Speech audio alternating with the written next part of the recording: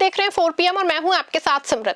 दोस्तों, राहुल गांधी ने अपने हाइड्रोजन बम धमाके से ना सिर्फ सूट-बूट वाले पीएम साहब की सरकार को बुरी तरह से हिला दिया है, बल्कि अमित शाह के बहुत करीबी कहे जाने वाले chief election commission Gyanesh Kumar बुरी तरह से फंस गए हैं। आपको बता दें कि एक और जहां ज्ञानेश कुमार जी के शून्य मकान वाला गेम ना सिर्फ सरेआम एक्सपोज हो गया है, बल्कि हाइड्रोजन के फूटते ही तेजस्वी ने बिहार में ऐसा गदर काट दिया है कि हड़कंप मच गया है और जेनजी पे बड़ा अपडेट आया है। कैसे राहुल गांधी ने अपने हाइड्रोजन बम से ज्ञानेश कुमार को बुरी तरह से एक्सपोज किया है और कैसे पूरे मामले में तेजस्वी ने बिहार में गदर काट दी है और कैसे पूरे मामले में जेनजी की एंट्री हुई है, सब कुछ आपको अपने इस 8 मिनट की रिपोर्ट में बताने वाले हैं। दोस्तों, राहुल गांधी का हाइड्रोजन बम पे 2 महीने से लगा कमिंग सून वाला बोल्ट अब हट गया है और राहुल गांधी ने दिल्ली में एक ऐसा धमाका किया है कि चुनाव आयोग और बीजेपी दोनों की सिट्टी पिट्टी गुम हो गई है। आपको बता दें कि राहुल गांधी ने बताया है कि दावा किया है कि महादेवपुरा अलंध के बाद हरियाणा में सबसे बड़ी चुनावी धांधली हुई है। चुनावी धांधली की एच फाइल राहुल गांधी ने पेश की है। जी हां दोस्तों, नेता विपक्ष राहुल गांधी ने कहा कि हरियाणा में 25 लाख वोटों की चोरी हुई है। हरियाणा में 8 में से 1 मतदाता फर्जी है। राहुल गांधी ने कहा है कि ब्राजीलियन मॉडल ने 22 बार वोट डाले। साक्षी नामक वोटर ने इसी तरह का फोटो अपनी आईडी में लगाया है। अलग अलग नामों से इसने वोट डाले। फोटो सब जगह एक जैसे हैं, पते अलग अलग। देश के मुख्य चुनाव आयुक्त तो देश की जनता से झूठ बोल रहे हैं। राहुल गांधी ने हरियाणा में 5,21,619 फर्जी मतदाता होने का आरोप लगाया है। गांधी ने आरोप लगाया है कि हरियाणा में लगभग 25 लाख मतदाता फर्जी थे, जिन्हें एक EPIC दिखाया गया, जिसमें कि एक ब्राजीलियाई मॉडल का इस्तेमाल किया गया था। इसके बारे में कहा जाता है कि उसने 10 मतदान केंद्रों पे 22 बार मतदान किया था। राहुल गांधी का आरोप है कि एक मतदाता 2 मतदान केंद्रों पे 223 बार दिखाई देता है। वो कहते हैं कि हरियाणा में ऐसे हजारों उदाहरण हैं। वे चुनाव आयोग जगह जो है बनाना चाहते हैं। वे CCTV फुटेज नष्ट कर रहे हैं। कांग्रेस नेता राहुल गांधी ने बुधवार को आरोप लगाया कि भाजपा ने 2024 का हरियाणा विधानसभा चुनाव 25 लाख फर्जी मतदाताओं के आधार पे जीता। राज्य में हर 8 मतदाताओं में से 1 फर्जी है। चुनाव आयोग पे डुप्लीकेट और फर्जी मतदाताओं के आधार पे भाजपा को जीतने में मदद करने का आरोप लगाते हुए गांधी ने कई सबूत और रिकॉर्ड पेश किए। प्रेस कॉन्फ्रेंस में गांधी ने कहा कि हरियाणा में 2 करोड़ मतदाता हैं और उनमें से 25 लाख फर्जी हैं। उन्होंने कहा कि उनकी टीम ने 5.21 लाख मतदाता एंट्री का पता लगाया है। कांग्रेस नेता ने मतदाता सूची में कथित गड़बड़ियों को दर्शाने वाली स्लाइडें पेश की, जिसमें एक चौंकाने वाला उदाहरण भी शामिल है। एक ब्राजीलियाई मॉडल की तस्वीर कथित तौर पे जो है मतदाता सूची में सीमा स्वीटी और सरस्वती जैसे अलग अलग नामों से कई बार दिखाई दी और कथित तौर पे उसने 22 बार मतदान किया है।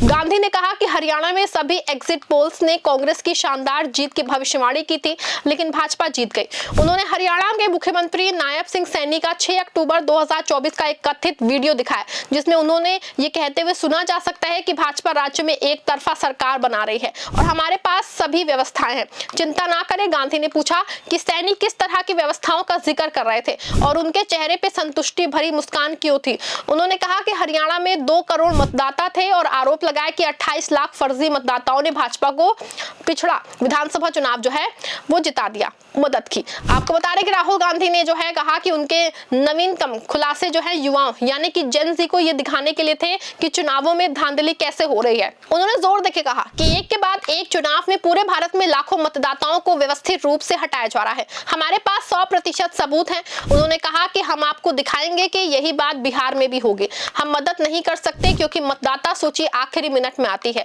ये संविधान और लोकतंत्र को खत्म करने का एक व्यवस्थित माध्यम है। आपको बता दें कि जैसे ही राहुल गांधी की प्रेस कॉन्फ्रेंस जो है हुई, पीएम साहब और उनकी पार्टी में खलबली मच गई। एक और जहां संसदीय कार्य मंत्री की तरफ सफाई देते हुए देख रहे हैं उनका और राहुल गांधी के आरोपों को फर्जी बताने लगे, तो दूसरी ओर उन्होंने बाकायदा मीडिया में बयान दिया। सुनिए राहुल गांधी के हाइड्रोजन के बाद संसदीय कार्य मंत्री किरेन रिजिजू ने क्या कुछ कहा। बहुत ज्यादा कंफर्टेबल नहीं है, क्योंकि कोई अच्छा मुद्दा, कोई अच्छा पॉइंट को लेकर के जब हम बोलते हैं तो बोलने में भी मजा आता है, लेकिन ऐसा मुद्दा है जिसमें कोई पॉइंट ही ना हो, जिसमें कोई तर्क ना हो, फिर भी मुझे बोलना पड़ रहा है। सबसे पहले तो अभी 1 घंटे पहले हमने सुना नेता प्रतिपक्ष श्रीमान राहुल गांधी ने फिर से कुछ ऐसे बातें जो अपना विफलता को छुपाने के लिए प्रेस को एड्रेस किया।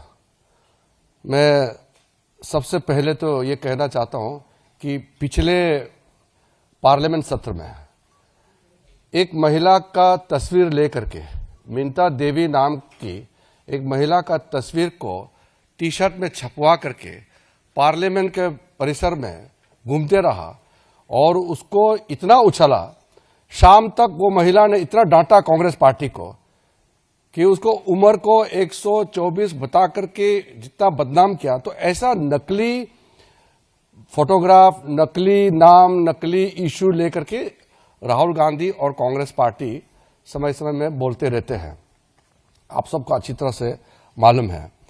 आज उन्होंने बिहार में 2 दिन बाद पोलिंग होगा और उससे हट करके हरियाणा का कहानी सुना रहे थे।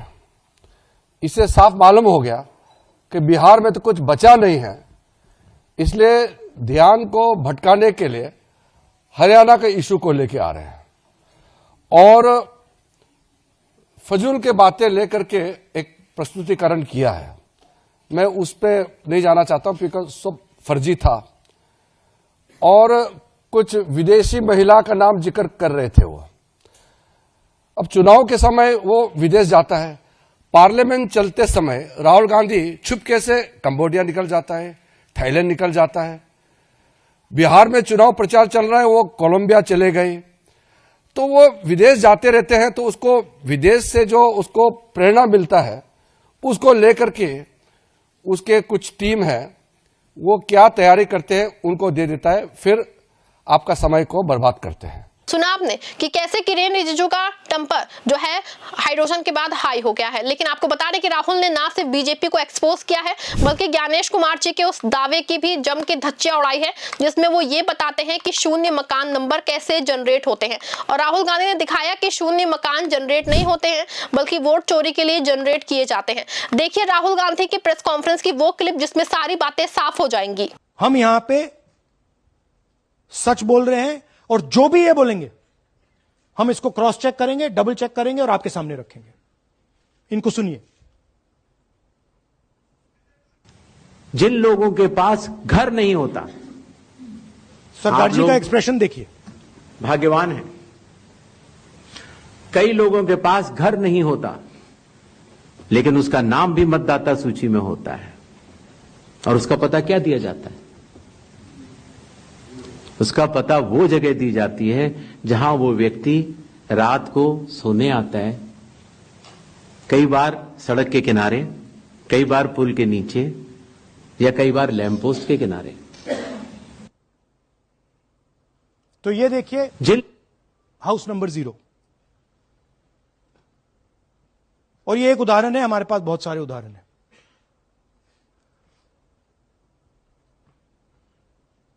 थोड़ा जूम इन कीजिए।